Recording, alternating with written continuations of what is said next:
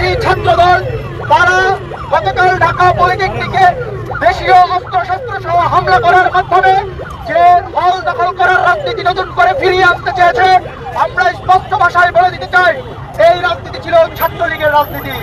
তারা 17 বছর এই রাজনীতি করে টিকতে পারে নাই। আজকে যারা ক্ষমতায় আসার পরপরই সেই রাজনীতি করার স্বপ্ন দেখছে, তাদেরকে গোটা দেশের ছাত্র সমাজ লাল কার্ড দেখাবে। আমরা ভুলে যাই নাই তারা বাংলাদেশের ইতিহাসে প্রথম গণরম গেটরম কালচার চালু করেছিল। তাদের সেই করতে চেয়েছে।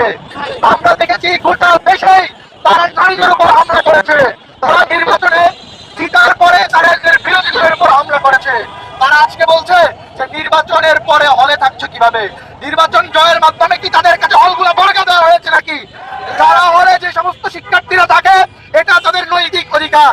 যারা ছাত্র সংসদ গুলোতে লাল কার্ড পাওয়ার পরে শিক্ষার্থীদের কাছে জিজ্ঞাসা করে তাদের হলে থাকার অধিকার কি, বরং তাদের কাছে আমরা জিজ্ঞাসা করতে চাই অস্ত্র নিয়ে হলে তাদের কারবার কি?